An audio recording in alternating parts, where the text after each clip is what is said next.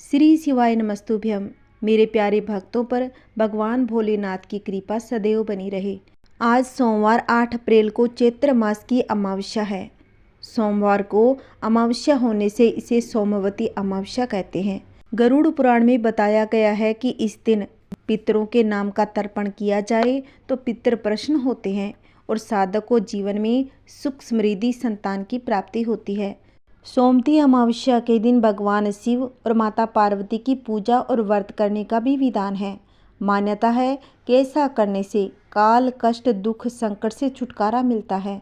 अमावस्या के दिन गंगा स्नान, देवी देवताओं का पूजन, दान पुण्य, पितरों के निमित्त तर्पण और श्राद्ध कर्म करने से पितर और देवताओं का आशीर्वाद मिलता है, उन्हें तृप्ति मिलती है तथा उन्हें शांति प्राप्त होती है, जिससे परिवार में सुख समृद्धि आती है। आइए भक्तों, आज की हम कथा सुनते हैं। किसी गांव में एक साहूकार का परिवार रहता था। उस परिवार में एक साहूकार के 7 बेटे और एक बेटी थी। इसके घर अक्सर एक ब्राह्मण भिक्षा मांगने आता था। जब भी साहूकार की बेटी भिक्षा लेकर आती तो वह ब्राह्मण भिक्षा लेने से मना कर देता और कहता था कि तुम्हारे भाग्य में सौभाग्य नहीं, वैधव्य लिखा है। यह सुनकर साहूकार की बेटी दुखी होने लगी। कई बार ऐसा ही होता रहा। एक दिन उसकी माँ ने पूछा, बेटी, तेरे को खाने को मिलता है, पहनने को मिलता है, लेकिन फिर भी तू इतनी कमज़ोर क्यों है? तब साहूकार की बेटी ने अपनी माँ को सारी बात बता दी। कैसे एक ब्राह्मण भिक्षा मांगने आता है, उससे भिक्षा लेने से मना कर देता है और कहता है कि तुम्हारे भाग्य में सौभाग्य नहीं, वैधव्य लिखा है। तब साहूकार की पत्नी ने अपनी बेटी से कहा, अगली बार जब वह भिक्षा मांगने आए तो मुझे बताना। एक दिन वह भिक्षा मांगने द्वार पर आया। उस समय साहूकार की पत्नी दरवाजे के पीछे छुपकर सब बातें सुन लेती है। जब वही हुआ जैसा हमेशा होता रहा। भिक्षुक ने साहूकार की बेटी से भिक्षा लेने से मना कर दिया और कहा कि तुम्हारे भाग्य में सुहाग नहीं, विधवा होना लिखा है। इस बात को सुनकर साहूकार की पत्नी दरवाजे की ओर से बाहर आकर ब्राह्मण से कहने लगी, एक तो हम भिक्षा दे रहे हैं, ऊपर से आप हमें अशुभ बातें कर रहे हैं। ब्राह्मण ने कहा, मैं जो कह रहा हूँ वह सत्य है। तुम्हारी बेटी के भाग्य में ऐसा ही लिखा है। जब विवाह के समय आपकी बेटी फेरे ले रही होगी, उसी समय सांप आकर उसके पति को काट लेगा, यह विधवा हो जाएगी। ब्राह्मण की बातें सुनकर साहूकार की पत्नी दुखी हो गई, लेकिन फिर ब्राह्मण से बोली, अगर आपको यह पता है कि विधवा होगी तो आपको यह भी पता हो सकता है कि इसके सुहाग की रक्षा कैसे होगी। साहूकार की पत्नी के ऐसा पूछने पर ब्राह्मण ने कहा, यहाँ से काफ़ी दूर पर एक गांव है जहाँ पर एक सोना धोबिन रहती है। वह हर सोमवती अमावस्या को व्रत रखती है, इससे उसका सुहाग अटल है। अगर वह आकर अपना सुहाग आपकी बेटी को देगी तो इसका वैधव्य टल सकता है। ब्राह्मण की बात सुनकर साहूकार की पत्नी ने ब्राह्मण का धन्यवाद दिया और वह सोना धोबिन की तलाश में निकल गई। एक दिन वह बहुत धूप की वजह से एक पीपल की छाया में बैठकर सुस्ता रही थी। तभी उसने देखा कि एक सांप आया और उस पीपल के पेड़ पर गरुड़ के बच्चे को खाने के लिए पेड़ पर चढ़ने लगा। साहूकार की पत्नी ने उस सांप को मार दिया और गरुड़ के बच्चों की रक्षा की। इतने में गरुड़ भी वहां आ पहुंचा और देखा कि आसपास खून फैला हुआ था। गरुड़ को लगा कि साहूकार की पत्नी ने उसके बच्चों को नुकसान पहुंचाया है, इसीलिए गरुड़ ने उस पर हमला कर दिया। लेकिन साहूकार की पत्नी ने उसे रोका और कहा कि उसने तो उसके बच्चों की रक्षा की है। गरुड़ ने जब इस सच को जाना तो उसने कहा कि तुमने मेरे बच्चों की रक्षा की, इसीलिए बताओ कि मैं कैसे तुम्हारी मदद कर सकता हूँ। साहूकारनी ने तब गरुड़ को कहा कि वह सोना धोबिन की तलाश में निकली है, अगर वह उसे वहाँ तक पहुँचाने में मदद करे तो आपका उपकार होगा। साहूकारनी को गरुड़ ने सोना धोबिन के गांव पहुँचा दिया। सोना धोबिन के 7 बेटे और 7 बहुएं थीं, लेकिन बहुओं में घर के काम को लेकर कहासुनी होती रहती थी। साहूकारनी को एक उपाय सूझा और वह हर रात जब सभी लोग सो जाते तो सोना धोबिन के घर में चुपके से चली जाती घर का सारा काम करके निकल आती। एक दिन सोना धोबी ने सोचा कि आजकल बहुओं में कहा सुनी भी नहीं होती और सुबह उठती हूँ इतने में सारा काम हो जाता है। तब सोना ने अपनी बहू को बुलाकर पूछा, ये सारा काम बिना झगड़ा किए ही कैसे कर लेती हो? तब बहू ने कहा, हमने सोचा ये सारा काम आप करती हो। तब सोना धोबी ने सोचा, अगर बहुएं ये काम नहीं करती तो आखिर ये काम कौन करके जाता है। तो कई दिनों तक ऐसा ही चलता रहा। एक दिन सोना धोबी छुप कर बैठ गई, सब कुछ देख लिया। जब साहूकारनी जाने लगी तो धोबी ने उसे पकड़ लिया और पूछा कि तुम कौन हो और यहाँ इस तरह मेरे घर का काम क्यों करके चली जाती हो? साहूकारनी ने कहा, मैं सब बता दूंगी, लेकिन पहले वचन दो कि सब जानने के बाद तुम मेरी मदद करोगी। सोना धोबी ने साहूकारनी को वचन दे दिया। साहूकारनी ने सब बातें सोना धोबी को बता दी और अपने साथ चलने के लिए कहा। सोना धोबी ने साहूकारनी के साथ चल दी और अपनी बहुओं से कहा, मेरे लौटने तक हो सकता है तुम्हारे ससुर जी की मृत्यु हो जाए, लेकिन इनके शरीर को तेल में डुबोकर रखना और अंतिम संस्कार मत करना। सोना धोबी ने साहूकारनी के घर आ गई। जब साहूकारनी की बेटी की शादी हो रही थी तब फेरे के समय एक सांप लहलहाता हुआ चला आ रहा था। सोना धोबी ने उस सांप के आगे दूध और लावा रख दिया। जैसे ही वह दूध पीने लगा, धोबन ने उसे मार दिया। इसके बाद सोना धोबी ने कहा, अब तक जो भी सोमवती अमावस्या मैंने किया है इसका पुण्य फल मैं साहूकारनी की बेटी को देती हूँ। इसके बाद साहूकारनी की बेटी का वैधव्य टल गया और वह सौभाग्यवती बन गई। इसके बाद सोना धोबी अपने गांव लौटने लगी तो एक दिन रास्ते में ही सोमवती अमावस्या आ गई। धोबन ने इस दिन व्रत रखा और पीपल की पूजा की, कथा का पाठ किया। इस बीच सोना धोबी के पति की मृत्यु हो गई। जब वह घर लौटी तो उसने अपने रास्ते में किए सोमवती अमावस्या का पुण्य अपने पति को दिया।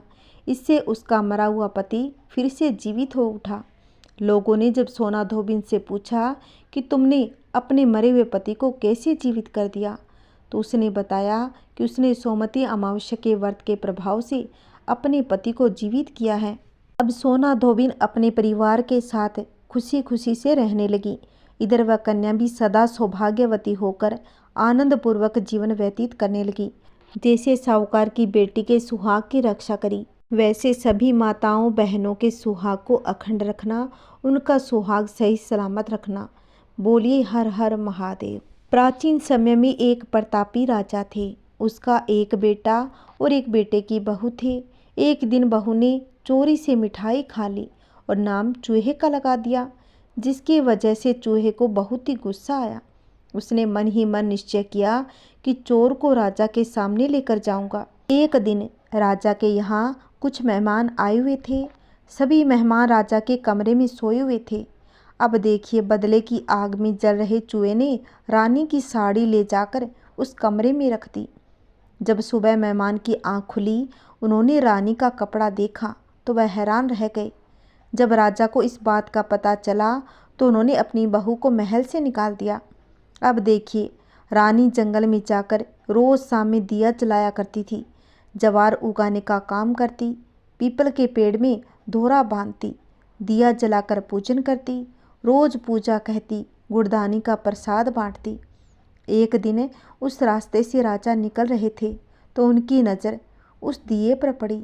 राजमहल लौटकर राजा ने सैनिकों को जंगल में भेजा और कहा कि देखकर आओ वहाँ क्या चमत्कारी चीज़ है। सैनिक जंगल में उस पीपल के पेड़ के नीचे गए। उन्होंने वहाँ देखा कि दिए आपस में बातें कर रहे थे। सभी अपनी अपनी कहानी बता रहे थे। तभी एक सांत से दिए से सभी ने सवाल किया कि हे दिए, तुम भी अपनी कहानी बताओ। दिए ने कहा, वह रानी का दिया है। उसने आगे बताया कि रानी की मिठाई चोरी की वजह से रानी ने मिठाई चुरा कर खाई थी। इस वजह से रानी डर के मारे चूहे पर आरोप लगा देती है। अब चूहे ने बदला चुकाने के लिए रानी की साड़ी मेहमान के कमरे में रख दी। बेकसूर रानी को सजा मिल गई। यह बातचीत सैनिकों ने महल में आकर राजा को बताई, जिसके बाद राजा ने रानी को माफ़ कर दिया, उन्हें महल वापस बुला लिया। फिर क्या था, रानी हर साल अमावस्या का व्रत करने लगी और इससे उनका सुहाग भी अखंड हुआ। उनका धन ऐश्वर्य भी सदैव के लिए बना रहा। हे लक्ष्मी माता, हे पार्वती माँ, शिवजी जिस प्रकार आपने रानी को दिया उसकी लाज रखी, उसी प्रकार सभी सुहागिनों के ऊपर अपनी कृपा बनाए रखना। ओम नमः शिवाय। आइए भक्तों, अब हम आगे की कथा सुनते हैं। शिव पुराण की कथा के अनुसार एक बार वास्कल नामक गांव में विंदुक नामक एक ब्राह्मण रहता था। वह बड़ा दुरा आत्मा महापापी था। यद्यपि उसकी स्त्री बहुत ही सुंदर, लेकिन उसका पति कुमार्ग पर चलता था। उसकी पत्नी का नाम था चंचुला। वह सदैव धर्म के पालन में लगी रहती थी। इस तरह कुकर्म में लगे हुए उस ब्राह्मण के साथ उसे बहुत ही वर्ष व्यतीत हो गए। अपने धर्म के नष्ट होने के डर से कभी भी अपने धर्म से विचलित नहीं हुई। लेकिन उसका पति तो दुराचारी था, इसलिए दुराचारी पति के आचरण से प्रभावित होकर वह स्त्री भी अपने पति की तरह दुराचारिणी हो गई। बहुत समय बीत जाने के बाद वह दूषित बुद्धि वाला दुष्ट ब्राह्मण समय के अनुसार मृत्यु को प्राप्त हो गया और वह नरक में चला गया। बहुत दिनों तक नरक के दुख भोगकर वह पापी एक भयंकर पिशाच बन गया। दूसरी तरफ उस दुराचारी पति की मृत्यु के बाद चंचुला बहुत समय तक अपने पुत्रों के साथ अपने घर में रहती। एक दिन ईश्वर कृपा से वह अपने भाई बंधुओं के साथ एक तीर्थ क्षेत्र में चली गई। तीर्थयात्रियों के साथ उसने तीर्थ के जल में स्नान किया। अपने भाइयों के साथ इधर उधर घूमने लगी। वहाँ उसने एक देव मंदिर में एक ब्राह्मण को भगवान शिव की परम पवित्र और उत्तम पौराणिक कथा कहते हुए सुना। वह ब्राह्मण यह कह रहे थे, जो स्त्रियां पर पुरुषों के साथ व्यभिचार करती है और यमराज के दूत उन्हें बहुत ही कष्ट देते हैं। ऐसा सुनकर चंचुला भय से कांपने लगी। उसने विचार किया कि उसने तो अपने पति के साथ बहुत ही पाप किए हैं, तो उसे भी उन पापों का दंड भोगना पड़ेगा। इसके बाद उसे चैन नहीं आया। उसने उस ब्राह्मण से विनती की, हे प्रभु, मेरे ऊपर आप कृपा करें, मेरा उद्धार करें। मैं आपके प्रवचन सुनकर भय से कांप रही हूँ और इस संसार से मुझे वैराग्य हो रहा है। मैंने जीवन भर दुराचार किया है। न जाने मेरे मरने के बाद मुझे कैसी कैसी घोर यातनाएं सहनी पड़ेगी। कौन मेरा साथ देगा? यमराज के उन भयंकर दूतों को मैं कैसे देख पाऊंगी? हे प्रभु, आप मेरा कल्याण करें। चंचुला के इन वचनों को सुनकर ब्राह्मण बोले, हे चंचुला, यह तो बड़े सौभाग्य की बात है कि भगवान शंकर की कृपा से शिव पुराण की कथा को सुनकर तुम्हारा मन समय पर ही सावधान हो गया। तत्पश्चात ही पाप करने वाले पापियों के लिए सबसे बड़ा प्रायश्चित है। साधु संतों ने भी पश्चाताप को ही समस्त पापों का नाश करने वाला बताया गया है। पश्चाताप से ही पापों की शुद्धि होती है। जो व्यक्ति पश्चाताप करता है वही समस्त भय से मुक्त होकर के निर्भय हो जाता है। इसलिए ब्राह्मण पत्नी, तुम विषयों से अपने मन को हटाओ और भक्ति भाव से भगवान शंकर की इस पावन कथा को सुनो। इस कथा को सुनने से तुम्हारे चित्त की शुद्धि होगी, तुम्हें मोक्ष की प्राप्ति हो जाएगी। ऐसा सुनने के बाद उस चंचुला ने शिव पुराण की कथा को सुनने की इच्छा से मन में उस ब्राह्मण देव की सेवा का संकल्प लिया और उन्हीं के साथ रहने लगी। उसके बाद शुद्ध बुद्धि वाले उस ब्राह्मण ने उस स्त्री यानी चंचुला को शिव पुराण की समस्त कथा सुना दी। उसके बाद सम्या का चक्कर पूरा होने के बाद भक्ति, ज्ञान और वैराग्य से युक्त हुई चंचुला ने अपने शरीर को बिना किसी कष्ट से त्याग दिया। जैसे ही चंचुला ने अपने शरीर को त्यागा, भगवान शंकर का भेजा हुआ दिव्य विमान वहां पहुंच गया और भगवान शंकर के गणों ने चंचुला को उस विमान पर बिठाया और शिवलोक ले गए। वह दिव्य रूप धारिणी दिव्यांगना को हो चुकी थी। चंचुला ने वहां साक्षात भगवान शंकर को देखा। उनके 5 मुख थे, हर मुख में उनकी 3 आंखें थी। मस्तक पर चंद्रमा सुशोभित हो रहा था। उन्होंने अपने बाईं और माता पार्वती को बिठा रखा था। उनका सारा शरीर भस्म से भासित था। शरीर पर श्वेत वस्त्र शोभा पा रहे थे। इसी प्रकार परम उज्ज्वल भगवान शंकर का दर्शन करने के बाद वह ब्राह्मण पत्नी बहुत ही प्रसन्न हो गई। उसने महादेव और पार्वती को प्रणाम किया और उसकी आंखों से आंसू की अविरल धारा बहने लगी। संपूर्ण शरीर में रोमांच पैदा हो गया और माता पार्वती एवं भगवान शंकर ने बड़ी करुणा से उसे अपने पास बुलाया। उसकी ओर देखा। माता पार्वती ने चंचुला को प्रेम पूर्वक अपनी सखी बना लिया। ओम नमः शिवाय, हर हर महादेव। आइए भक्तों, अब हम सुनेंगे गंगा स्नान की कहानी, जो सोमवती अमावस्या पर जरूरी सुननी चाहिए। अगर आपने अभी तक मेरे चैनल को सब्सक्राइब नहीं किया है और वीडियो को लाइक नहीं किया है तो प्लीज़ कर लीजिए। सोमवती अमावस्या का स्नान का पर्व था। गंगा घाट पर श्रद्धालुओं की भारी भीड़ थी। भोलेनाथ और माता पार्वती विचरण पर निकले थे। तभी आकाश से गुजरते समय माँ पार्वती की नज़र भीड़ की ओर गई। पार्वती जी ने इतनी ज़्यादा भीड़ का कारण भगवान शिव से पूछा। शिव जी ने कहा, आज सोमवती अमावस्या है। आज के दिन गंगा स्नान करने वाले लोग स्वर्ग लोक जाते हैं। उसी लाभ के लिए स्नानार्थियों की भीड़ जमा है। पार्वती जी का भीड़ को लेकर कौतूहल को शांत हो गया, लेकिन उनके मन में एक सवाल अभी भी था। तब उन्होंने भोलेनाथ से पूछा कि गंगा स्नान करने वाले ये सारे लोग स्वर्ग चले गए तो क्या होगा? स्वर्ग में इतना स्थान कहाँ है? फिर लाखों वर्षों से लाखों लोग इस तरह स्नान करके स्वर्ग पहुँच जाते हैं, तो वे कहाँ हैं? स्वर्ग में उन्हें कहाँ स्थान मिला है? देवी भगवती के इस सवाल पर भोलेनाथ ने कहा, शरीर को गीला करना एक बात है, लेकिन स्वर्ग प्राप्ति के लिए तो मन की मलिनता धोने का स्नान जरूरी है। तब माता पार्वती ने पूछा, यह कैसे पता चलता है कि किसने शरीर धोया, किसने मन को पवित्र किया? शिव जी ने कहा, यह उसके कर्मों से समझा जाता है। पार्वती जी की शंका अब भी नहीं मिटी। शिव जी ने इस उत्तर से भी समाधान न होते देखकर कहा, चलो मैं तुम्हें अब सारी बात एक प्रत्यक्ष उदाहरण के माध्यम से समझाने का प्रयत्न करता हूँ, लेकिन इसके लिए हमें एक संवाद करना होगा। तब शिव जी ने कुरूप कोडी का रूप बना लिया। राह में एक स्थान पर लेट गए। पार्वती जी को अत्यंत रूपवती स्त्री का शरीर धरने को कहा। पार्वती जी कुरूप कोडी बने हुए शिव जी के साथ स्नान के लिए जाते मार्ग के किनारे बैठ गई। स्नान अर्थियों की भीड़ उन्हें देखने के लिए रुकती है। ऐसी अलौकिक सुंदरी के साथ ऐसा कुरूप कोडी। कौतूहल में सभी इस बेमेल जोड़ी के बारे में पूछताछ करते हैं। पार्वती जी शिव जी द्वारा रटाया विवरण सुनाती रहती है कि देवी पार्वती सभी को यही बताती है कि यह कोडी मेरा पति है। गंगा स्नान की इच्छा से आए हैं। गरीब के कारण इन्हें कंधे पर रखकर लाई हूँ। बहुत थक जाने के कारण थोड़े विराम के लिए हम लोग यहाँ पर बैठ गए। राह में आते जाते कई लोग तो देवी पार्वती को देखकर उन्हें अपने पति को छोड़कर अपने साथ चलने की बात कहते हैं। तब पार्वती जी को क्रोध आया, लेकिन शिव जी ने शांत रहने का वचन लिया था।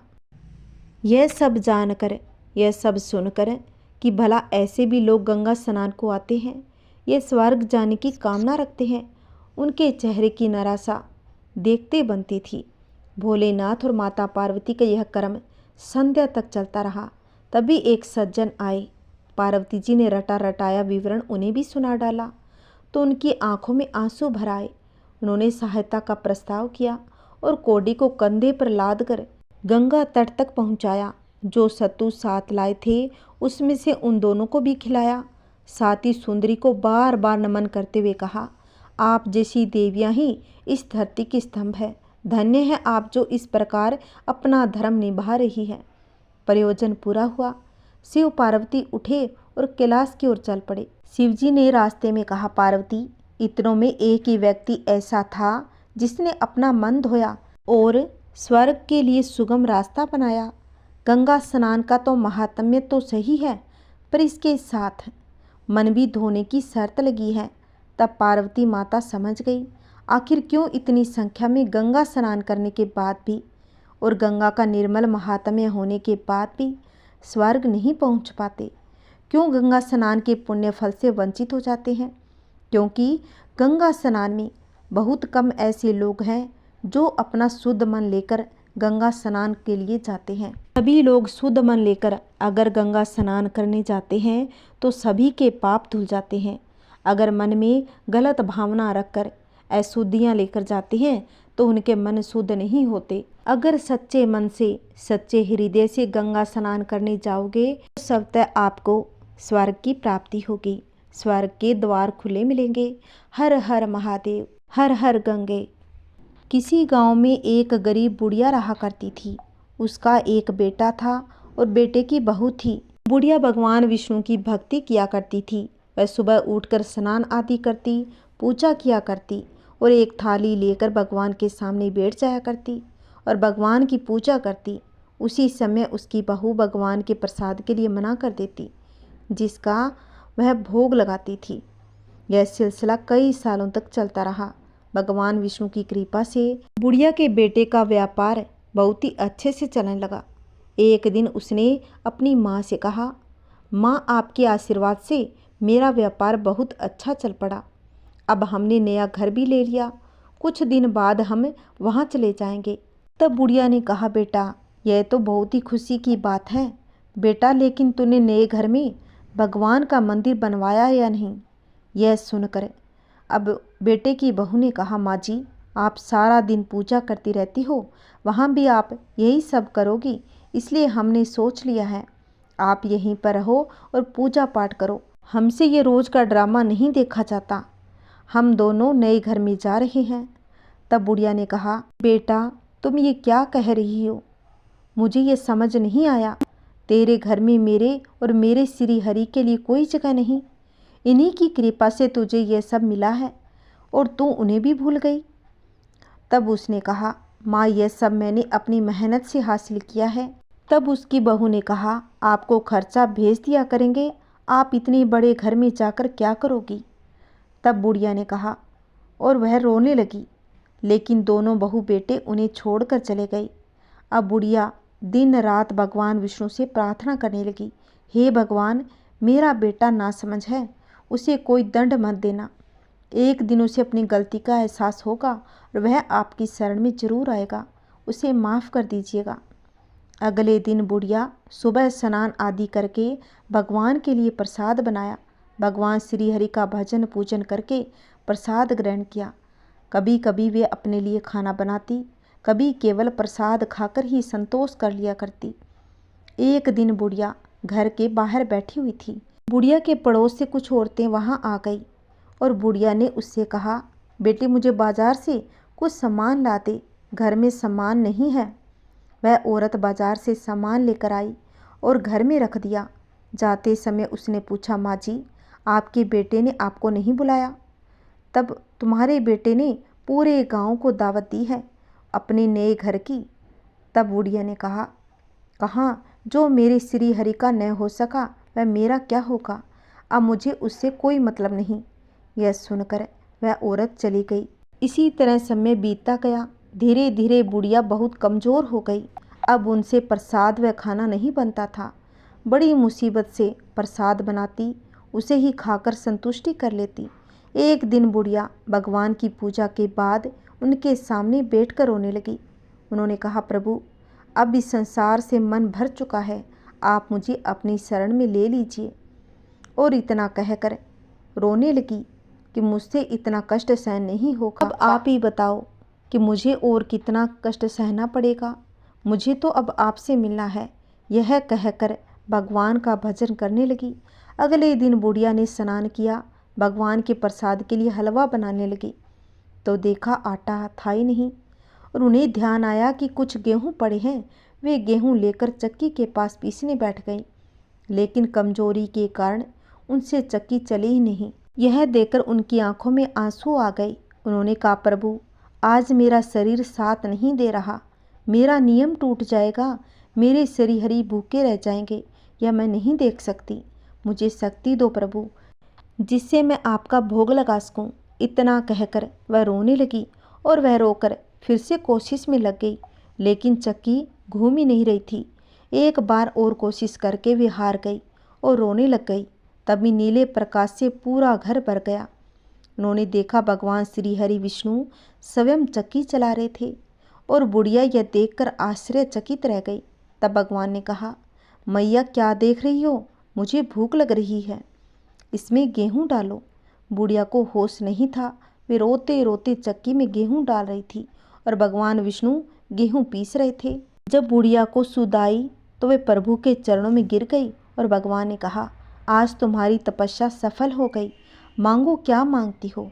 बुढ़िया ने कहा, मुझे अपने चरणों में स्थान दीजिए प्रभु, और मुझे कुछ भी नहीं चाहिए। भगवान श्री हरि ने बुढ़िया को आशीर्वाद दिया। बुढ़िया पहले जैसी स्वस्थ हो गई। भगवान ने कहा, मेरा भोग कहाँ है मैया? यह सुनकर बुढ़िया हलवा बनाकर भगवान को दिया। भगवान श्री हरि ने बैठकर हलवा खाया और कहा, मैया मेरा मन भर गया तुम्हारे भोग से। अब इस संसार में तुम्हारा कुछ समय ही बाकी है, उसके बाद तुम्हें वैकुंठ की प्राप्ति होगी। आज से तुम्हें यहाँ कोई कष्ट नहीं होगा। इतना कहकर भगवान श्री हरि अंतर्ध्यान हो गए। तभी वह छोटा सा घर सुंदर महल बन गया। उसमें अन्न धन के भंडार भर गए। भगवान की कृपा से नौकर चाकर काम करने लगे। भगवान विष्णु के बारे में सुनकर उसका बेटा और उसकी बहू रोते हुए आए और माँ के चरणों में गिड़गिड़ाकर रोने लगे। माँ पत्थर दिल की नहीं हो सकती और बुढ़िया ने अपने बेटे और बहू को माफ़ कर दिया और वे सब मिलकर साथ साथ रहकर भगवान श्री हरि विष्णु का गुणगान गाने लगे।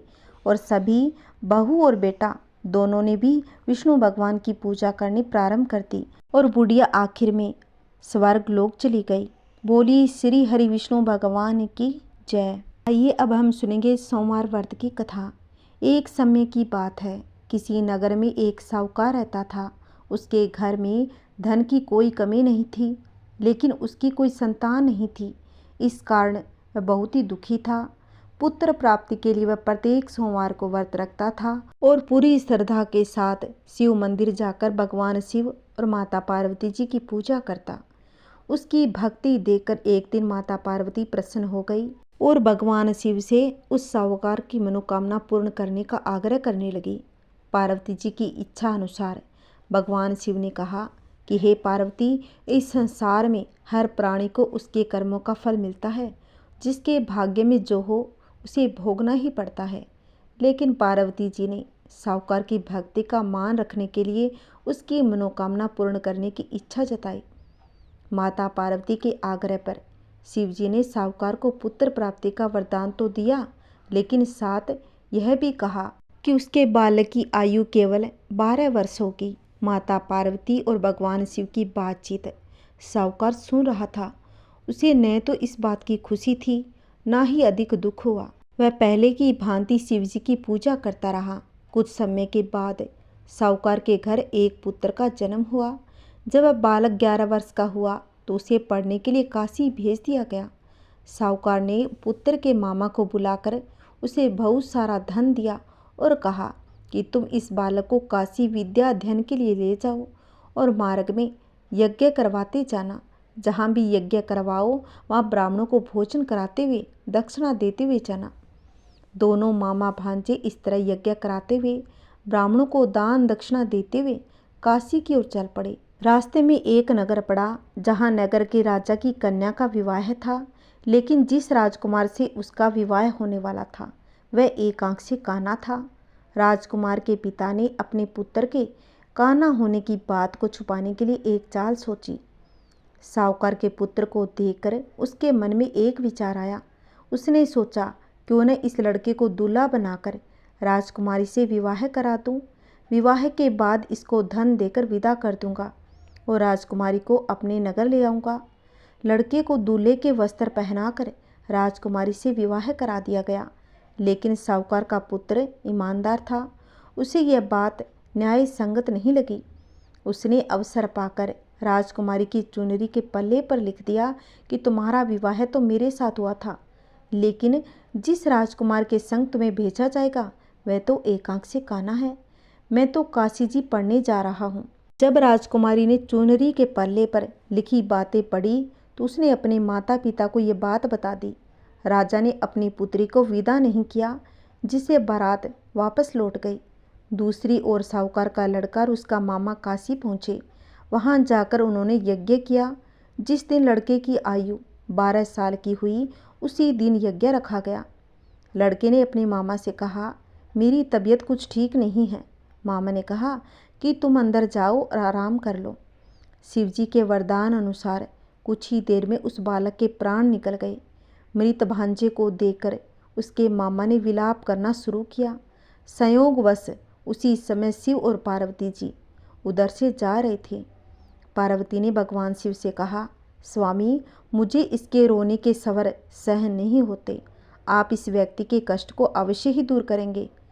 जब शिवजी मृत बालक के समीप गए तो वह बोले, यह उसी साहूकार का पुत्र है जिसे मैंने 12 वर्ष की आयु का वरदान दिया था। अब इसकी आयु पूरी हो चुकी है। लेकिन मातृभाव से विभोर माता पार्वती ने कहा, हे महादेव, आप इस बालक को और आयु देने की कृपा करें, अन्यथा इसके वियोग में इसके माता पिता तड़फ तड़फ कर मर जाएंगे। माता पार्वती के आग्रह पर भगवान शिव ने उस लड़के को जीवित होने का वरदान दिया।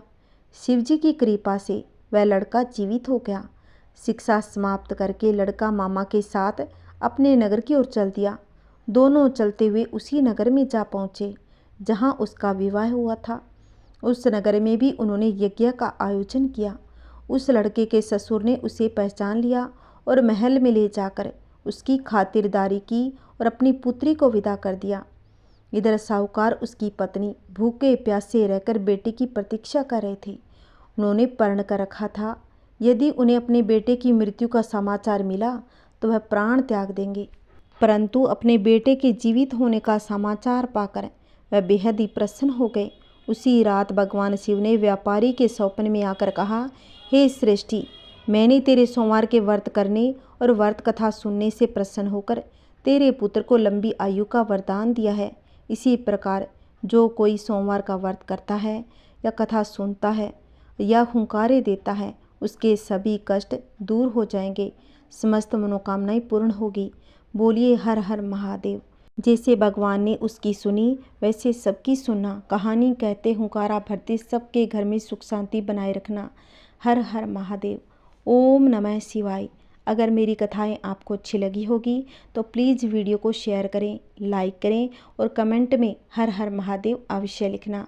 अगर आपने अभी तक मेरे चैनल को सब्सक्राइब नहीं किया है तो प्लीज़ मेरे चैनल को सब्सक्राइब करें, जिससे आने वाली वीडियो की नोटिफिकेशन आपको मिलती रहेगी। जय श्री कृष्णा। राधे राधे।